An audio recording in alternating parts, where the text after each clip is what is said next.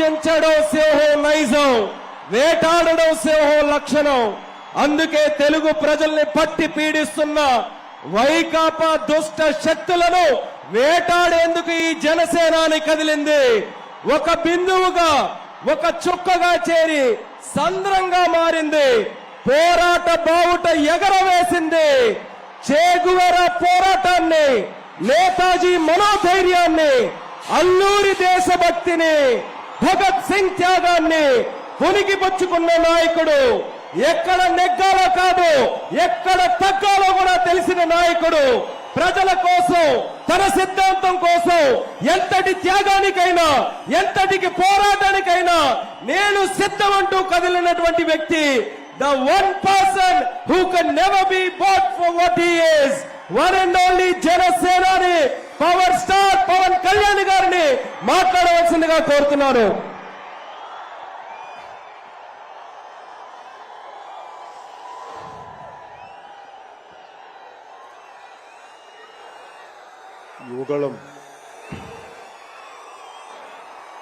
యువగళం సభకి ఆహ్వానించిన జాతీయ అధ్యక్షులు కింజరాపు అచ్చెన్నాయుడు గారికి, రాష్ట్ర తెలుగుదేశం అధ్యక్షులు కింజరాపు అచ్చెన్నాయుడు గారికి, తెలుగుదేశం జాతీయ అధ్యక్షులు శ్రీ నారా చంద్రబాబు నాయుడు గారికి, యువ నాయకులు, తెలుగుదేశాన్ని ముందు తరంకి నడిపిస్తున్న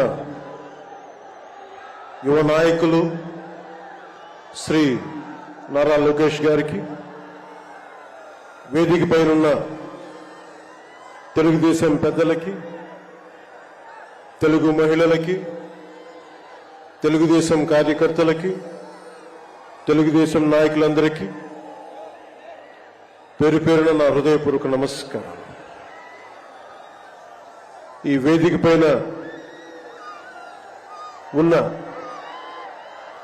జనసేన నాయకులకి, పిఐసి చైర్మన్ నాదెళ్ల మనోహర్ గారికి, ఇక్కడికి వచ్చేసిన జన సైనికులకి, సభకు మద్దతుగా వచ్చిన వీర మహిళలకి నా హృదయపూర్వక నమస్కారం. మా సోదరులు, సోదర సమానులు శ్రీ నందమూరి బాలకృష్ణ గారికి నా ప్రత్యేక నమస్కారం.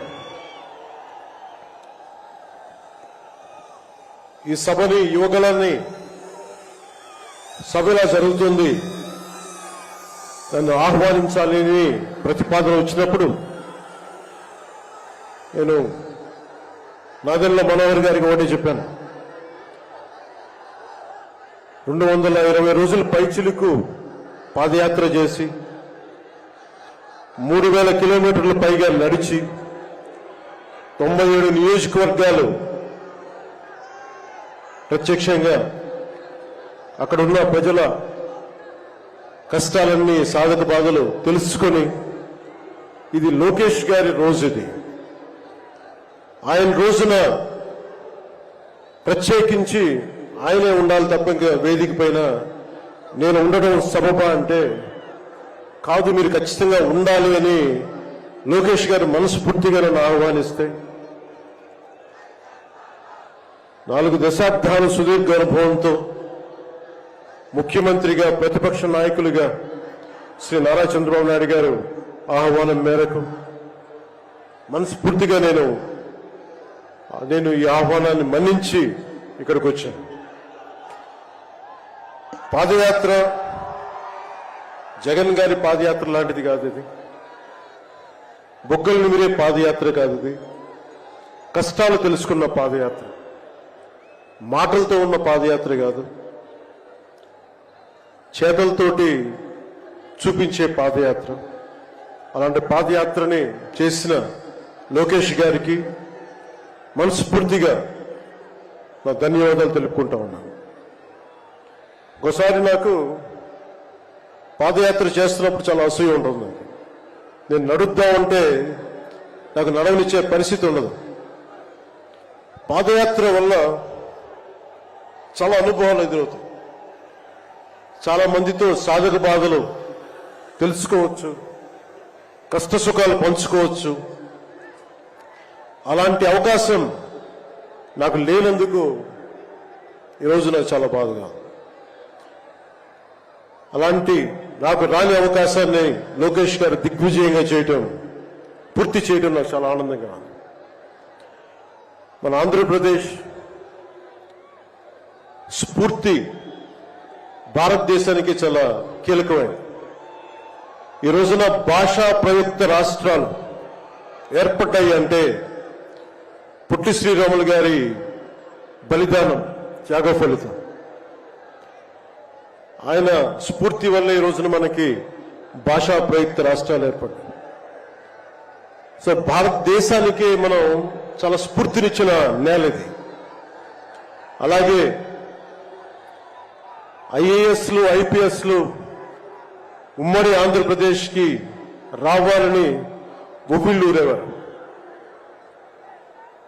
ఈ ఐఏఎస్ అకాడమీల్లో, నైనిటాల్లో ఉండే అకాడమీస్లో ప్రతి ఐఏఎస్ అధికారి చెప్పేది ఆంధ్రప్రదేశ్ ఒక మోడల్ స్టేట్, అది అక్కడికి వెళ్ళాలి.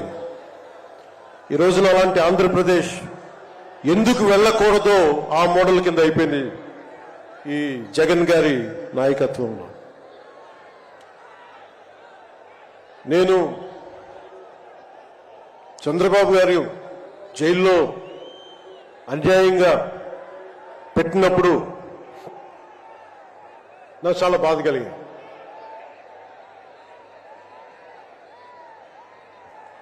కష్టాలు చూసిన వాడిని, కష్టాలు దగ్గరగా పెద్దల నుంచి చిన్నప్పటి నుంచి చూసిన వాడిని, కష్టాలు అనుభవించిన వాడిని, ఓటమి వచ్చినప్పుడు ఒంటరితనం ఎలా ఉంటుందో తెలిసిన వాడిని,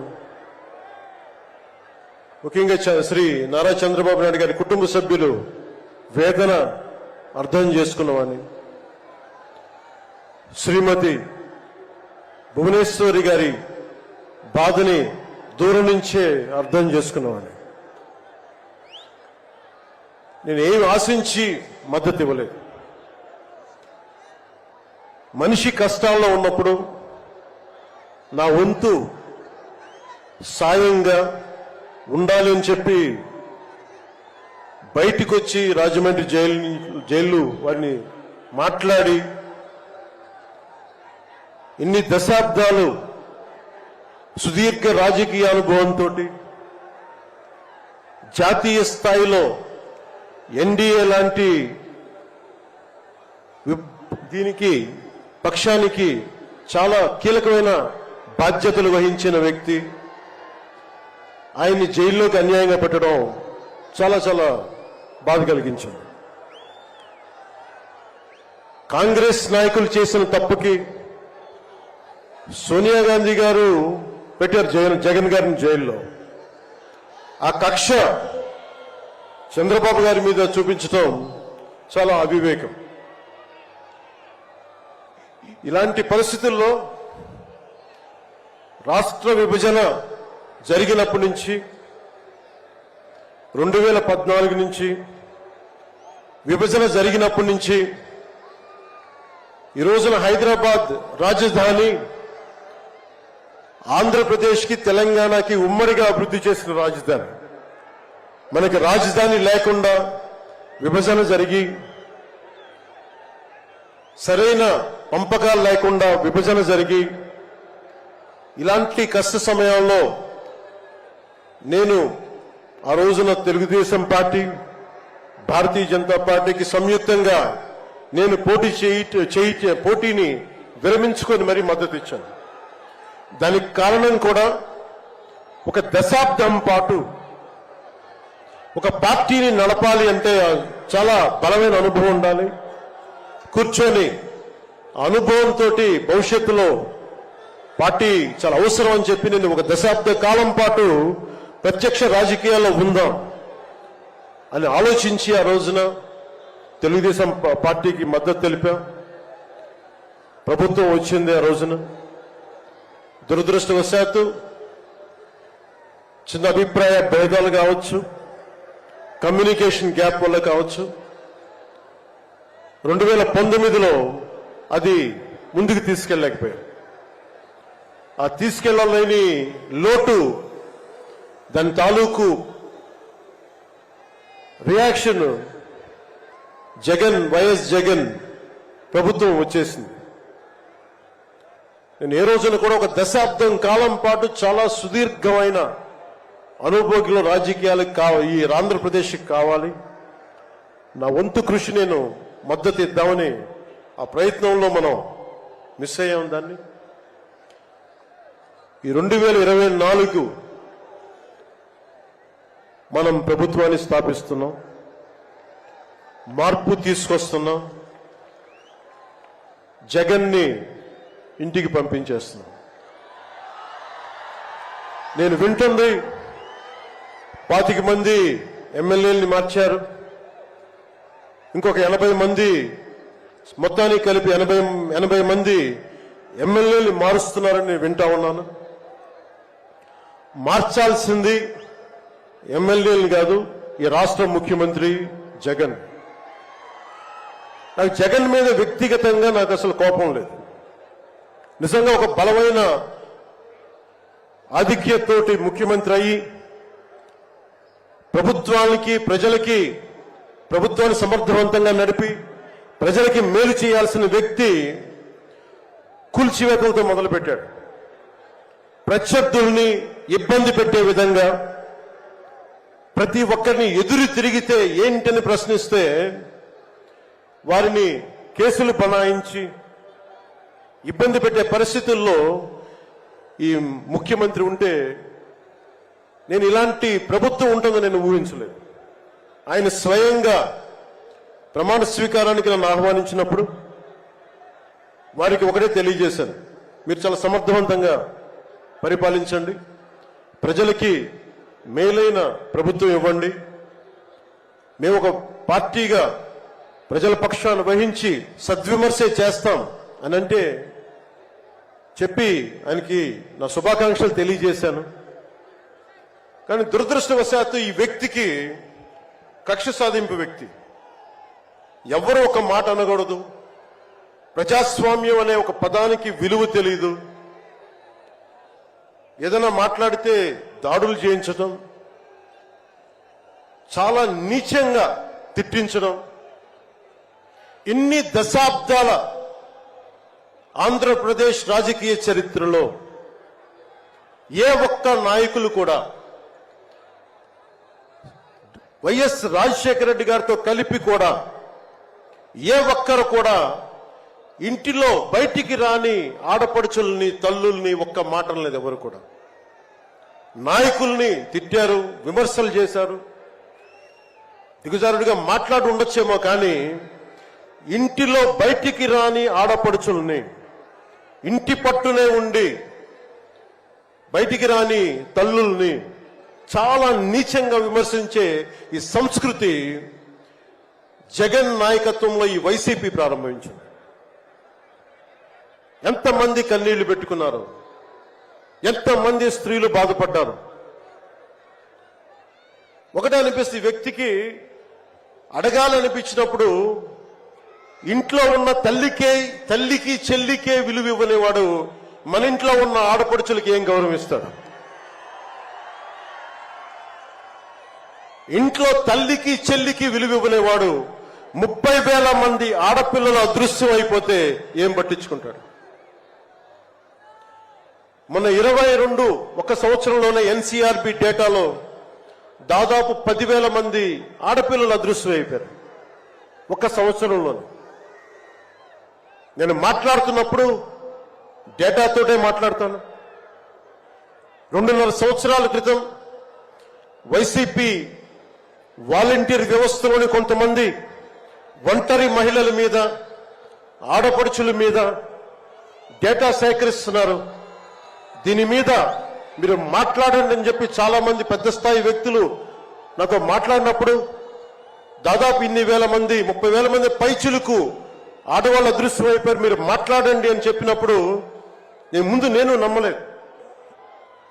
కానీ డేటా తెప్పించుకొని చూస్తే నేను గళమెత్తినప్పుడు వైసీపీ వాలంటీర్ వ్యవస్థ మీద ఆ రోజున ప్రత్యేకించి చెప్పాను. యువతకి ఉద్యోగాలు వస్తే చాలా ఆనందించేవాడిని. కానీ కొద్దిమంది వాలంటీర్స్ చేసే ఈ విధానాల వల్ల ఒంటరి మహిళలు, ఒంటరి ఆడవాళ్లు, భర్త లేని వారు చాలా అన్యాయాలకు గురవుతూ ఉంటే అన్నింటికి తెగించి నేను ఎప్పుడు గొంతెత్తినా ఓట్లని బేస్ చేసుకొని మాట్లాడను, మార్పుని బేస్ చేసుకొని మాట్లాడతాను, మార్పుని ఆధారం చేసుకొని మాట్లాడతాను. వారాహి యాత్రలో ఆ రోజు ప్రారంభిస్తే నా మీద విపరీతమైన దాడులు జరిగినాయి, విపరీతమైన విమర్శలు, కువిమర్శలు అన్నిటినీ భరించాం. చివరికి విశాఖపట్నంలో కూడా నేను ఎయిర్పోర్ట్ నుంచి మనకి పార్టీ కార్యక్రమాలకు వస్తూ ఉంటే పోలీసుల చేత నన్ను రానివ్వకుండా చేసి, ప్రజలు నమస్కారం చేస్తుంటే ప్రతి నమస్కారం చేయడానికి కూడా ఒక ఉన్నత స్థాయి అధికారి చాలా నీచంగా మాట్లాడి కూర్చోమని చెప్పే స్థాయికి వెళ్ళిపోయింది ప్రభుత్వం. పొరపాటు ఆయన పక్కనే స్టాండింగ్ ఇన్స్ట్రక్షన్స్ వస్తూ ఉన్నాయి అధికారికి. పొరపాటు ఆయనకి స్పీకర్ ఫోన్ నొక్కుకుపోయింది అధికారి మాట్లాడుతూ ఉంటాయి. మనందరికీ తెలిసిన మాట్లాడితే అన్నిటికీ అన్ని శాఖలకి మంత్రి అయిన ఒక పెద్ద మనిషి ఆయన గొంతు వినిపిస్తూ ఉంది. ముందుకు వెళ్ళనివ్వకండి, కూర్చోబెట్టండి, ఇవన్నీ మాట్లాడుతూ ఉన్నారు ఆయన. నాలాంటి వాడికే ఇలాంటి ఇబ్బందులు వస్తే సగటు మనిషికి ఎలా ఉంటుందో మీరు ఆలోచించండి. సుదీర్ఘమైన అనుభవం ఉన్న శ్రీ చంద్రబాబు గారికే ఇలాంటి పరిస్థితులు వచ్చినప్పుడు సగటు మనిషికి ఎలా ఉంటుంది? చాలా అనుభవజ్ఞులైన ఒక్కొక్క సీనియర్ నాయకులకే ఇలాంటి పరిస్థితులు ఉంటే రేపొద్దున భవిష్యత్తులో ఇంకొక మారు వైసీపీ ప్రభుత్వం వస్తే ఎవ్వరూ ఇళ్లలో ఉండలేరు, ఆంధ్రప్రదేశ్లో ఉండలేరు, పెట్టుబడులు రావు. ఇవన్నీ మారాలి. నేను 2021లో ఇప్పటం సభలో వైసీపీ వ్యతిరేక ఓటు చీలనివ్వను. దానికి నాకేదో అద్భుతాలు జరుగుతాయని కాదు, కానీ నిజంగా యువత భవిష్యత్తును దృష్టిలో పెట్టుకొని, మహిళల భద్రతను దృష్టిలో పెట్టుకొని, మనకి వ్యాపారస్తుల పెట్టుబడులను దృష్టిలో పెట్టుకొని, సంక్షేమాన్ని దృష్టిలో పెట్టుకొని ఈ వైసీపీ ప్రభుత్వం మారాలి. వైసీపీ వ్యతిరేక ఓటు అన్ని కలిపి ఏకతాటిపై ఒక ప్లాట్ఫామ్ పైన రావాలని చెప్పి ఆ రోజు నేను కన్నా కోరిక, నా ఆలోచన ఈ రోజున మన ఉత్తరాంధ్రలో యువగలంలో ఈ విధంగా కనిపిస్తున్నప్పుడు ఒకవైపు తెలుగుదేశం నాయకులు, ఇంకోవైపు జనసేన నాయకులు, దానికి మద్దతుగా మీరందరూ రావడం నాకు నిజంగా చాలా ఆనందం కలిగిస్తుంది. మనం ఈ రోజున ప్రారంభించిన యాత్ర, ఈ రోజున ప్రారంభిస్తున్న ఈ క్షణాలు ఆంధ్రప్రదేశ్ భవిష్యత్తుని నిర్దేశించే క్షణాలు. ఆంధ్రప్రదేశ్ భవిష్యత్తుని మనకి చాలా బలంగా నిర్దేశించే క్షణాలు. ఈ రోజున నేను భారతీయ జనతా పార్టీ, నరేంద్ర మోదీ గారి నాయకత్వంలోని భారతీయ జనతా పార్టీ అలయన్స్ లో ఉండి కూడా అందరూ అనుకుంటా ఉన్నారు, ఎలాగ మాట్లాడావు, మోసం చేశావు భారతీయ జనతా పార్టీ. చాలా మంది, కొంతమంది మాట్లాడుతూ ఉంటే వైసీపీ నాయకులు, వారందరికీ నేను సభాముఖంగా తెలియజేస్తున్నాను, ఆంధ్రప్రదేశ్ పరిస్థితులు ప్రత్యేకంగా నేను జాతీయ స్థాయి నాయకులకు వివరించాను. వారికి వివరించి నాకు వేరే దారి లేదు. నాకు రోడ్డు మీద తిరుగుదామంటే కేసులు పెడతా ఉన్నారు, ప్రజాస్వామ్యబద్ధంగా గళం విప్పుదామంటే కేసులు పెడతా ఉన్నారు, వ్యవస్థల్ని నిర్వీర్యం చేస్తా ఉన్నారు. ఒక చిన్నపాటి సినిమా టికెట్లకు కూడా కూర్చోబెట్టి మొత్తం చీఫ్ సెక్రటరీ దగ్గర నుంచి ఎంఆర్ఓల దాకా వాడి ప్రజా వ్యవస్థలను దుర్వినియోగం చేస్తా ఉన్నారు. నాలాంటి వాడికి సమస్యలు ఉన్నప్పుడు భవిష్యత్తులో ఆంధ్రప్రదేశ్ అంధకారానికి గురవుతుంది. దయచేసి మీరు ఈ గఠబంధన్ని, ఈ పొద్దుని మీరు మనస్ఫూర్తిగా మీ బ్లెస్సింగ్ కావాలి అని చెప్పి నేను అమిత్ షా గారికి తెలియజేశాను. వారు ఎంతవరకు ఒప్పుకుంటారో నాకు తెలియదు, కానీ నా మొదటి ఆఖరి ప్రయత్నం కూడా ఆంధ్రప్రదేశ్ భవిష్యత్తు బాగుండాలి అంటే ఎక్కడి నుంచి మనుషులు రారు, మన భవిష్యత్తుని మనమే నిర్మించుకోవాలి, మనమే కొట్లాడాలి. అలాంటి ఆంధ్రప్రదేశ్ భవిష్యత్తుకి వైసీపీకి నాయకులు అందరని చెప్పట్లేదు, కానీ గూండాగర్దీ చేసేవాళ్ళు, క్యారెక్టర్ అసాసినేషన్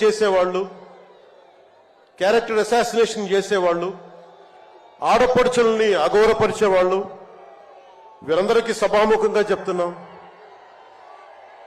ఇది ఈ రోజున మేము ఎన్నికల పొత్తు చాలా కీలకమైంది.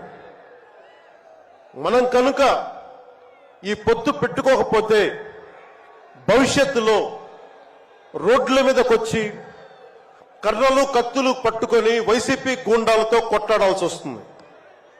నేను కేంద్రంలో ఇదే చెప్పాను.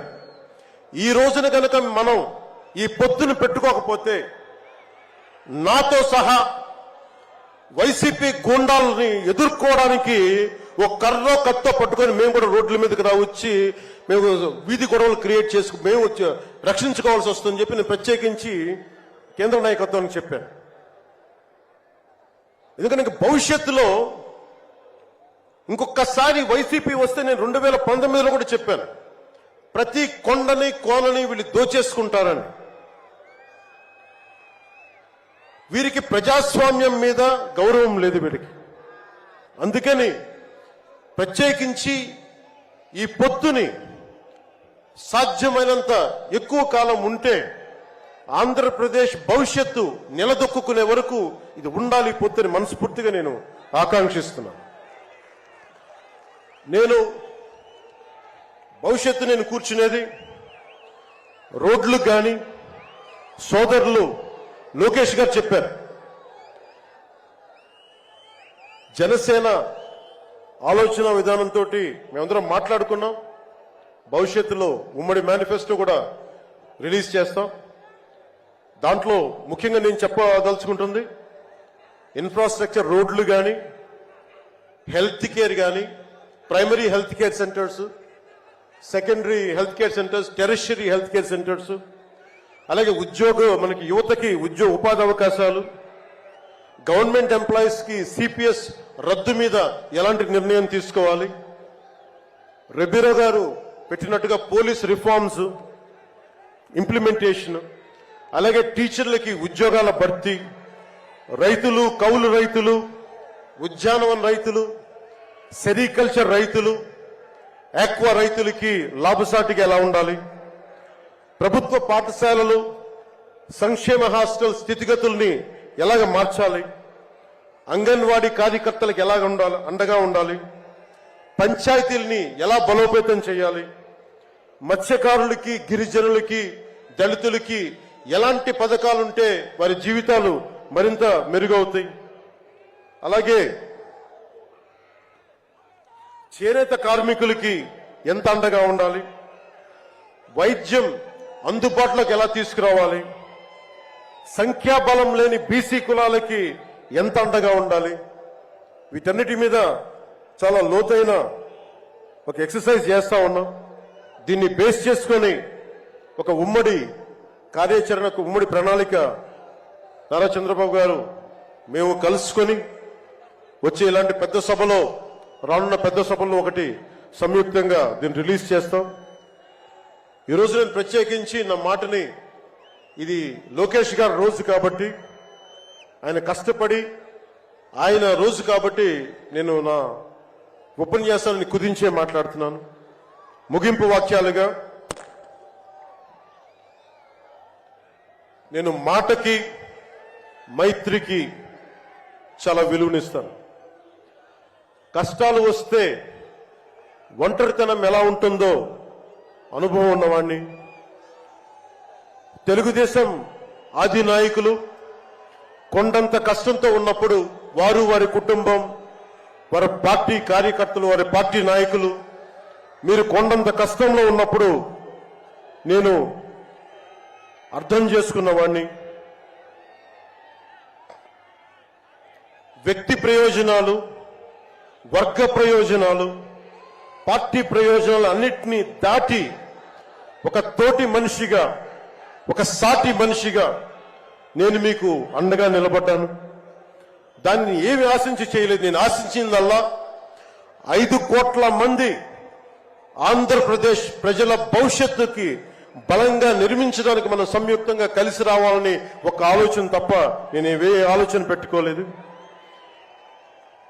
ఈ మైత్రి, ఈ స్ఫూర్తి అందరూ సమిష్టిగా వచ్చే చాలా సంవత్సరాల వరకు దీన్ని కాపాడుకోవాలని ఆశిస్తూ నా ఉపన్యాసాన్ని ముగిస్తున్నాను. మీ అందరికీ పేరు పేరున ధన్యవాదాలు తెలుపుకుంటూ, ఇందాక లోకేష్ గారు చెప్తున్నట్టుగా హలో ఏపీ చెప్పుకుందాం ఒకసారి. Hello AP, hello AP.